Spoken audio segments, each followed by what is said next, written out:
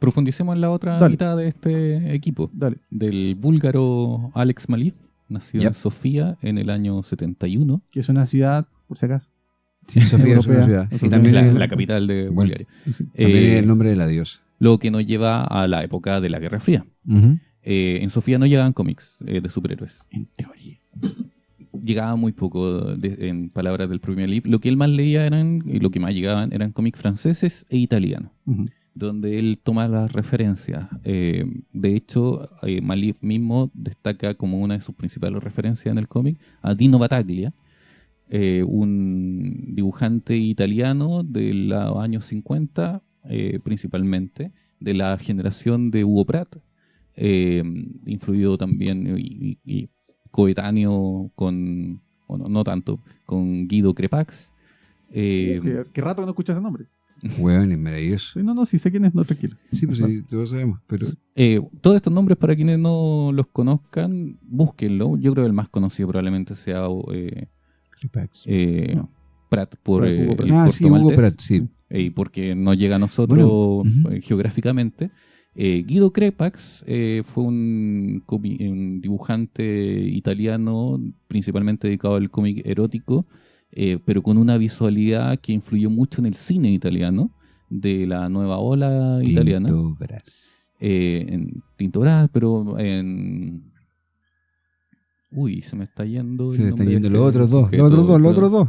Vamos que se Bueno, puede. ya, de sí. la nueva ola italiana, búsquenlo ustedes. Sí. Ya, pero Tinto Brass, chico, ojalá veanlo en pareja, va a hacerle feo. No, es que tú estás haciendo la referencia al erotismo, pero yo estoy haciendo la referencia a la visión del cine que era muy, muy visual, por sobre la historia, de hecho. Muy, muy moderno, que influenció al cine norteamericano. Sí. Y bueno, y Battaglia es un dibujante, o fue un dibujante muy expresionista, que tenía un trabajo de viñeta que uno puede ver en el trabajo de Maliv, y un trabajo de texturas también. Eso es un gran tema, el tema de las texturas. Con toda la diferencia de que el trabajo de Maliv se sienta en algo que Battaglia no tenía, que era el computador. Maliv es un dibujante digital. Bueno, Maliv de partida es un artista, partamos por ahí, no es un formado en cómic. Fue un artista, o es un artista, perdón, que genera sus primeras armas en la tradición del óleo y del acrílico, y él parte a Estados Unidos porque quería hacer cómic. Él agarra su maleta y parte a inscribirse a la escuela de arte de Joe Kubert. Y él parte abajo como artista, es decir, parte dibujando cartas, parte dibujando pin-up, parte dibujando las pegas que le dieran, y eventualmente entra al cómic por ahí haciendo miniseries. Una de ellas, la segunda del Cuervo, creo. Segunda, tercera. No, tercera. él La dibuja tercera. las dos miniseries que... A ver, el Cuervo original, nuevamente, James O'Barr, lo explicamos y todo. Cuando se compra para poder hacer otras miniseries que tienen que ver... No, él no dibuja Ciudad de Ángeles, Sí, lo tengo. Él dibuja Flesh and Bones, que es Carne Carne y y Huesos, sí. y dibuja Dead Time, que es la primera y segunda de las que se empezaron a sacar después. Ya. Con el Cuervo, Segunda y tercera. uno de ellos que está claro, en el fondo por el orden, si ponemos al Cuervo de James O'Barr como la primera. Sí, que es la primera. Que en estricto Que es la rigor- primera. Si somos generosos, le dejamos como la primera. sí, Sí, no. somos generosos con el autor y creador del personaje. es la Obviamente, primera. pero voy a lo siguiente. Yo Dale. siempre he visto el proyecto del Cuervo Dale. como el Cuervo de James O'Barr, punto. No Sí, hay, claro. no hay No hay ninguna otro. hueá, ¿cachai? No hay Estoy de otra acuerdo, cosa. estoy de acuerdo. Lo que pasa es que después ya toman los conceptos de James O'Barr, weón, y empiezan a ocuparlos. Pero Es que tenía que vivir el hombre. Hay que pagar cuenta. obvio, weón, Hay que comprarse una yo casa. creo que sí, pero también hay otros factores, weón, que... Y es curioso, es que O'Barr no ganó tanto con eso. No, Él pues. lo hizo porque quiso liberarlo para que gente pudiera trabajar con el concepto. es que el- porque él ganó, weón, con el No cine. ganó tampoco. No, él ganó mucho con el cine. Sí, pues. Porque Proyas hizo que le firmaron un muy buen contrato Menos mal. para la película. Eso fue. Pero Porque, bueno, tampoco quería vender los derechos para hacer la película. Entonces Proyas fue el que se movió con los productores para que pudieran encontrar la forma de poder hacerla. Véalo en el capítulo del Cuervo, está por ahí en En algún YouTube. momento Ya, búsquelo ahí abajo. lo en voy la a poner lista que en tiene algún a la derecha. sí, pero volviendo al punto, este uso del computador, que es una gran gracia que tiene, que él no le tiene miedo a usar el computador para sus viñetas, para los fondos de las viñetas. que algunos se quejan de eso, yo no sé, no entiendo esa cuestión.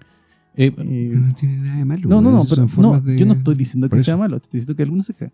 El tema es que eso le da cierto nivel de tridimensionalidad al dibujo, que a mí me llamó mucho la atención porque tú tienes el personaje de Daredevil dibujado y tienes estos fondos que están tocados digitalmente para que se vean oscuros, tristes y... Más que tridimensionalidad, yo creo que le da un ambiente. Dale. Porque no es un artista tridimensional. No, contamos a ver, no estoy diciendo yo que... yo creo que Sada es un artista mucho más tridimensional desde el punto de vista que él juega con esta idea de sacar al personaje, de darle volumen, de ponértelo frente a la viñeta, de hacerlo ir hacia la cámara. Los personajes de Malik miran a la cámara y están en un espacio muy Son más bidimensional. cinematográficos. Finalmente eso.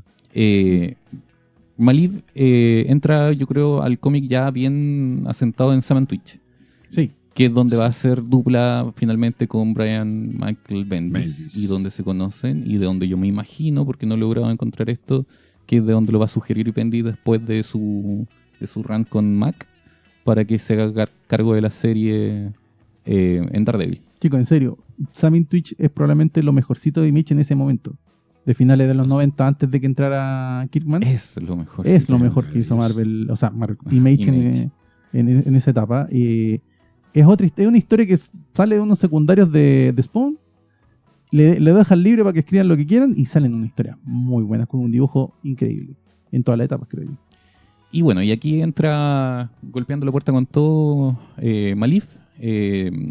Otra de las referencias que se me estaba yendo que tengo que decir de él, que son declaradas por él mismo, es el artista Art Nouveau Gustav Klimt, que uno lo puede ver mucho en que hay cuadros de Gustav Klimt en los distintos espacios que se encuentran por ahí. Hay algunos cuadros también de centroeuropeos, polacos, creo, en la oficina del Kingpin, donde lo matan, o lo intentan matar. Y toda esa, a lo que voy, es que toda esa referencia él lo ocupa de una manera compositiva, muy distinta a lo que se estaba viendo en el momento, muy oscura también, una cosa que es propia no solo del argumento de Bendis, sino del arte de Maliv, es que las historias, la puesta en escena se desarrollan siempre, y como lo venían diciendo, en espacios muy oscuros. Hay muchos momentos en que a Daredevil lo único que le vemos es la doble D, o de repente uno que otro cuernito y los ojos, y todo el resto se desarrolla en las tinieblas. Maliv tiene una técnica también, como estaban desarrollando, explicando que se desarrolla mucho en el referente fotográfico sobre el que él trabaja en digital. El arte de Maliv no toca el papel, el arte de Maliv se desarrolla en computador, y una de las gracias que tiene es que para el momento no se nota.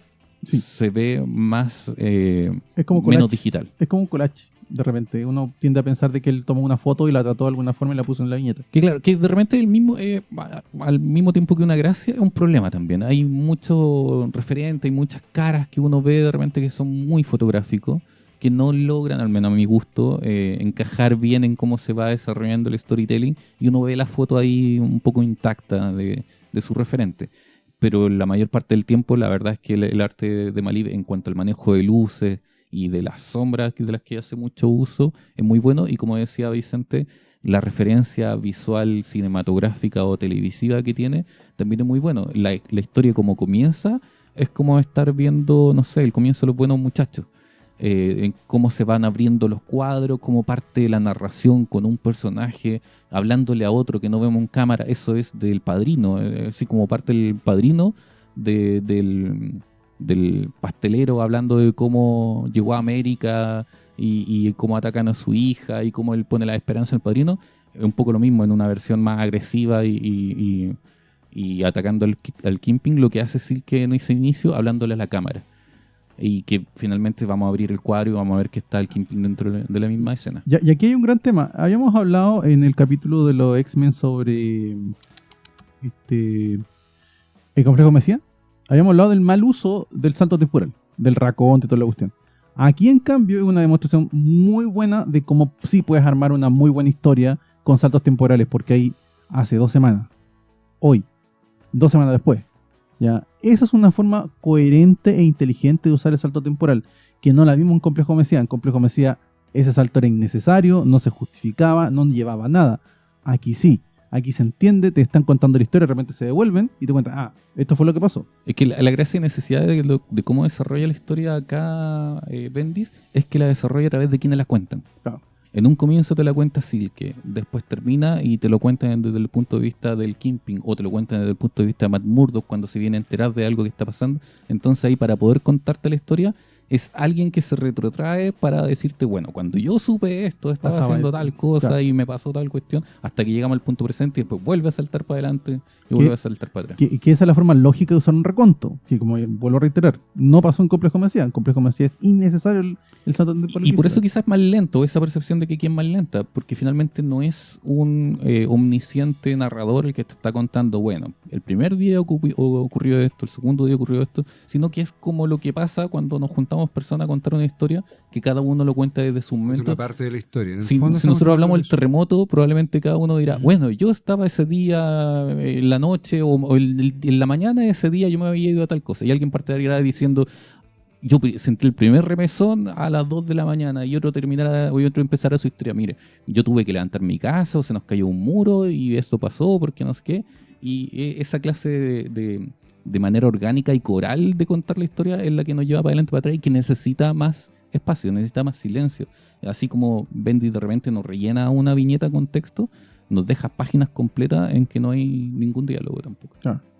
Bueno, y finalmente el trabajo de Malek es tan, no sé cómo decirlo, como le pone tanto su sello a la historia que cuando viene el cambio de dibujante, el cambio es brutal. Y no es malo el dibujante que viene, pero el cambio es muy duro. Un poquito decepcionante. Sí, es como, o sea, volvemos a superhéroe.